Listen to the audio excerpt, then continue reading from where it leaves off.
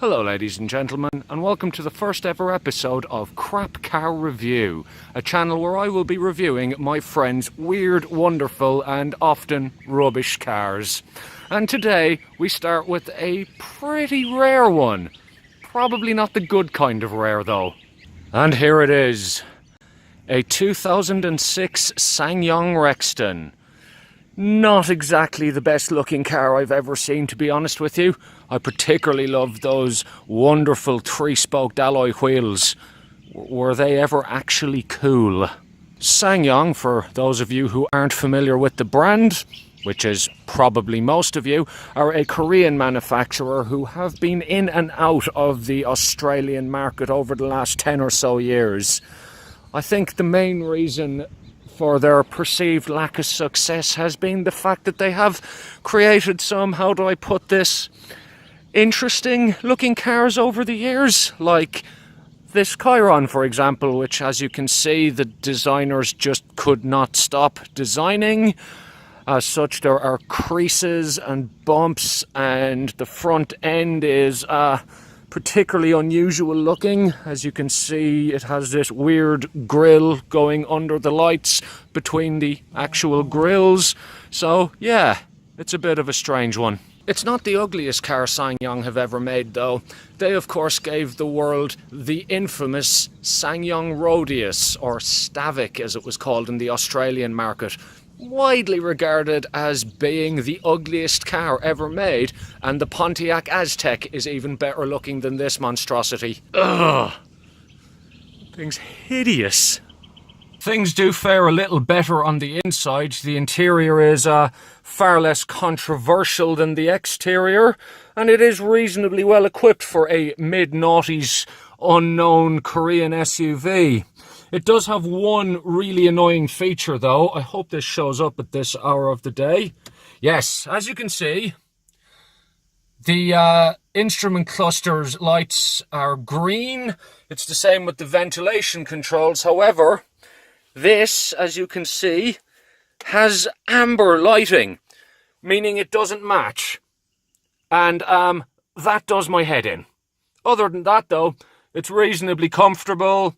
It's practical, it's pretty big. There is good space in the back and it has a good big boot. I'm 6'3" and I can sit in that comfortably. One issue I suppose it has is that although the rear seats do fold flat, they don't actually create a flat loading space. There's actually like a little hump in the middle, which means that if you ever want to sleep in the back of it or load a large item such as a fridge or a washing machine into it, it's probably not going to go that well. The person who owns this car is my friend Kate. And she bought this about 18 months ago because she was living in outback Australia and she wanted something that would be able to handle outback roads and outback conditions and all that.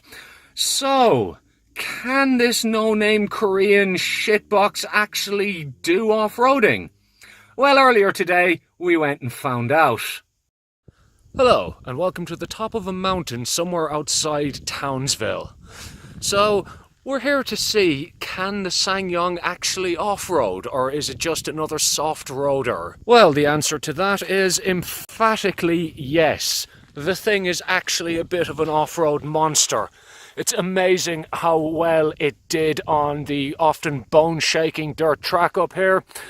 It has a body-on-frame chassis, good ground clearance. I'm just going to go in under the wheel arch here because I think this one may have aftermarket suspension in it. If you go right in there, you can see some weird looking turquoise shocks, which I don't think are standard. Also has some no-name off-road tyres on it. But yeah, the thing's an absolute monster.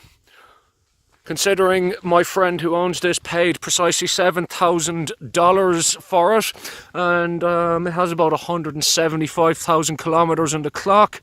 It's mechanically in excellent shape, and it really did not give a crap coming up here. Just went and went and went. I didn't even have to put it into low range.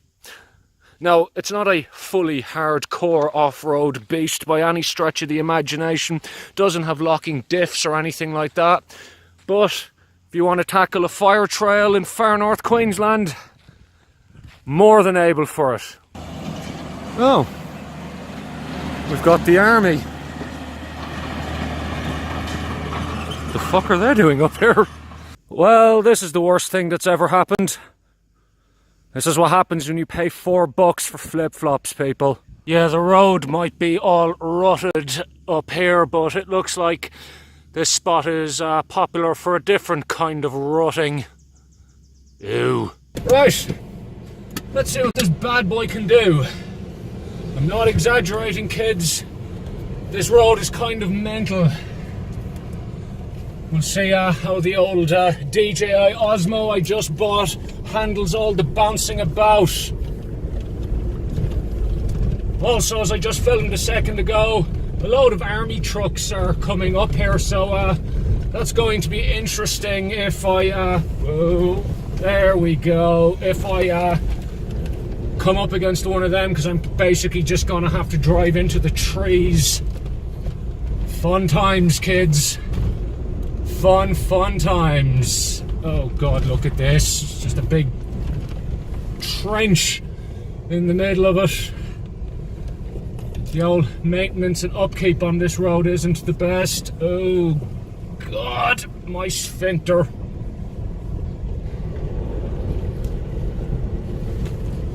Worth noting though that the little Ssangyong just keeps on going. It does not care.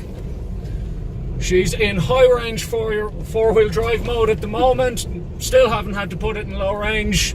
No problem to it at all. I don't know how well it's going to come out, but there is some view down there.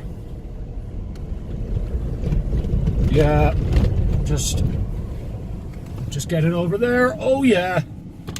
I would like to point out that my friend Kate is holding the camera for me and that I'm not actually manning a gimbal while driving a pretty tricky off-road trail. This is someplace. This road, incidentally, is called Forestry Road. To get to it, you turn left at Blue Water, just north of Townsville, just after the rest stop. Keep going straight out that road and you'll get here. If you are in the area and you have a four-wheel drive, it is well worth the spin up. Even if you have a shitty $6,000 four-wheel drive that you borrowed off your friend. Ssangyong, your off-road ability has impressed me mightily. Okay, we actually made it down the mountain, absolutely no trouble. So, while this is very impressive off-road, now that we're almost back in the bitumen, I'm afraid things are probably going to go a little bit wrong for the Ssangyong from here on. The on-road driving experience, it's not what you'd call for the keener driver, shall we say. It has a 2-litre turbo diesel engine in it, which I think produces about 104 kilowatts. Horsepower figure on the bottom of the screen, so it's not exactly a powerhouse, not the torquiest of diesels either. That said, it is been pretty reliable. The engine and gearbox have never gone wrong in this, which is good. It's also quite relaxed at highway speeds, and even when this was in the Northern Territory, it'd sit on 130 kilometers an hour all day, no problem to it. Not the most economical either, it does around 9.5 litres per 100 k's. One good thing it has though is its towing capacity. This thing, even though it's a small 2-litre turbo diesel SUV, can tow 2,300 kilograms, which for a vehicle of this size and engine capacity is pretty good. The engine though is extremely laggy. It is a very old school turbo diesel engine. If you are pulling out from the lights, don't expect to be drag racing anyone off of it. It really does take quite a considerable amount of time to get up and going, meaning that if you want to do a quick exit on a roundabout, you're not doing it in this, you're just going to have to wait till it's clear. Reliability, like I said, for the engine, gearbox and all that have been reasonably good. It's also quite well screwed together in here. There's no squeaks, no rattles, nothing like that, which is excellent. It has had a couple of electrical gremlins though. There is an ECU underneath the passenger seat, which my friend Kate was cleaning at once, and she got some moisture in it, and the thing went absolutely haywire and had to be repaired. Thankfully, it was just a matter of letting it dry out and it worked again properly, but that could have been costly. Also worth noting that the original stereo in it has died. As you can see, a new one has been put in by yours truly, and as you can see by the fact that it's totally straight, I did a really professional job. One thing I did forget to mention, this car has abysmally bad brakes. They are terrible. It has disc brakes all round, front ventilated, ABS, all that sort of stuff.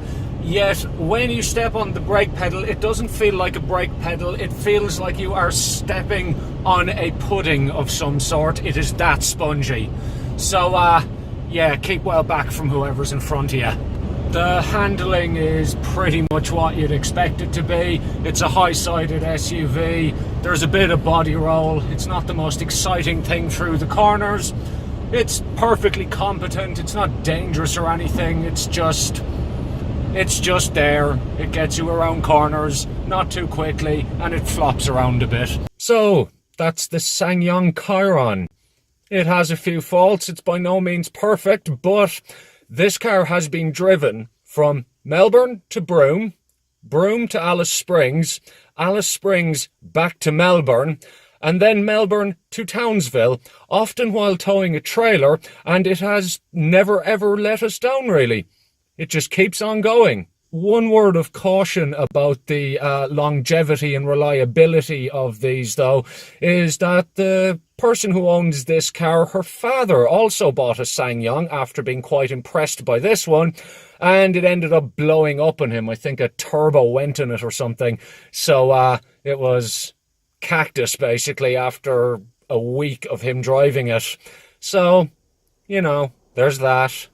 When Kate bought this, I was more than a little sceptical, but what can I say? The old Korean bus, it has won me over.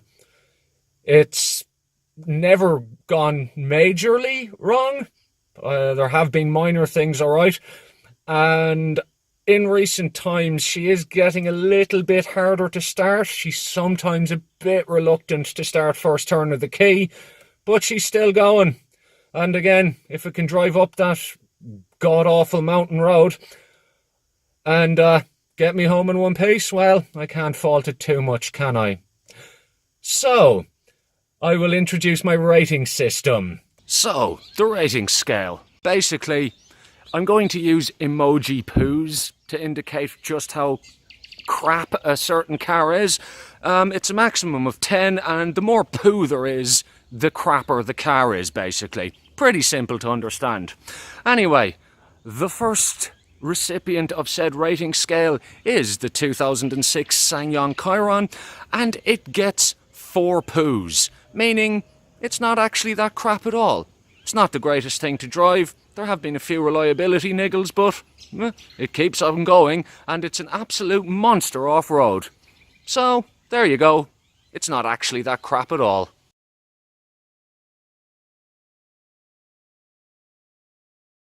Anyway, if you enjoyed this video, please like, share, subscribe, all that stuff.